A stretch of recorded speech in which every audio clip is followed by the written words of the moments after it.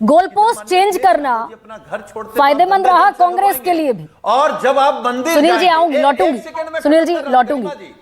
भाई एनडीए को अगर पीडीए ने हराया तो कांग्रेस ने भी तो गोल पोस्ट चेंज किया ना 2024 में पहली मर्तबा।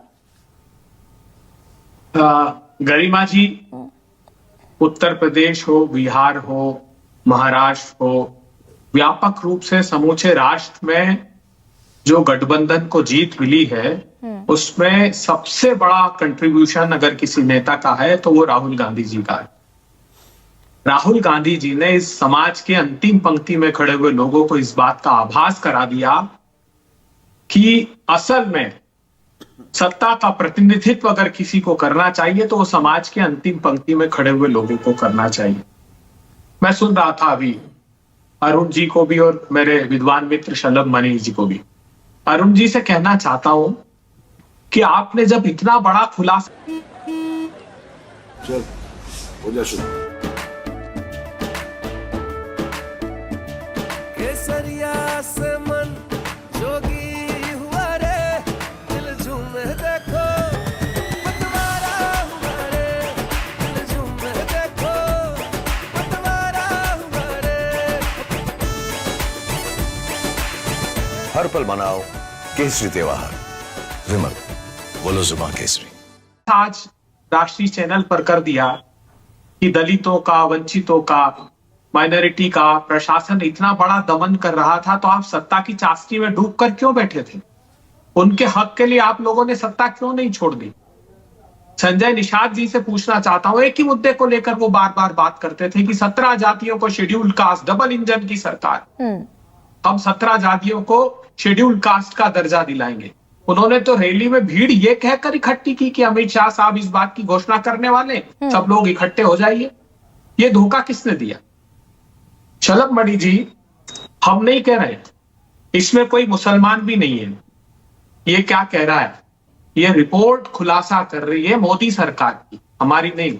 राष्ट्रीय पिछड़ा वर्ग आयोग ये कह रही है कि योगी सरकार ने न सिर्फ आयोग को, वो ये लिख रहे हैं माननीय उच्च न्यायालय के समक्ष राज्य द्वारा दिए हुए कथन भ्रामक थे। वो ये कह रहे हैं कि जो पिछड़े वर्ग को आरक्षण दिया जाना चाहिए था उन 70,000 सीटों में से जित 27% अर्थात 18,598 सीटें होती है, उसकी अपेक्षा सिर्फ 2637 सीटें, जो गरिमा जी कह रही कि 3.8% भी आरक्षण आपने पिछड़े वर्ग को नहीं दिया। एससी के लिए वो कह रहे हैं कि 16% उनको 21 की अपेक्षा 16% आरक्षण, और मैं नहीं कह रहा हूं, ये तो संवैधानिक दर्जा प्राप्त है। राष्ट्रीय पिछड़ा वर्ग की विस्तृत रिपोर्ट आपके खिलाफ थी। लेकिन अभय जी जो स्ट्राइक रेट समाजवादी पार्टी का रहा, अगर आप कह रहे हैं कि राहुल गांधी इस जीत के सबसे बड़े हीरो हैं पीडीए के, तो स्ट्राइक रेट जो समाजवादी पार्टी का रहा वो स्ट्राइक रेट कांग्रेस को तो मिला नहीं। देखिए, हम गठबंधन में साथ में हैं। अखिलेश यादव जी की पार्टी ने, कांग्रेस पार्टी ने एक सामूहिक प्रयास किया और बहुत अच्छा दोनों को संयुक्त प्रतिसाद मिला।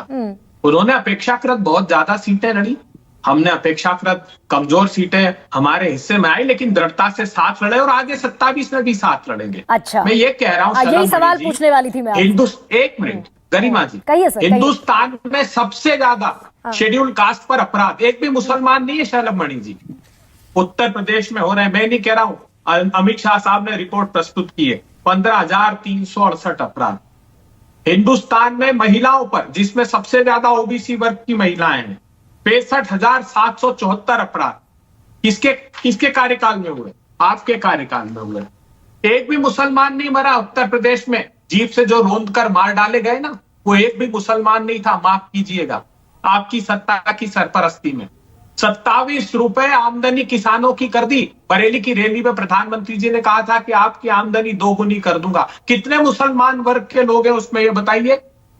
आप मुझे ये बताइए कि अगर हेल्थ के इंडेक्स में मोदी सरकार ये रिपोर्ट कह रही है कि 19 बड़े राज्यों में सबसे पिछड़ा हुआ उत्तर प्रदेश है, तो वो किस जाति वर्ग के थे? अच्छा बताइए। अभी जो 121 लोग मरे, एक मिनट गरिमा जी, आज कहने दीजिए, थोड़ा सा डेविएट हो जाएगा।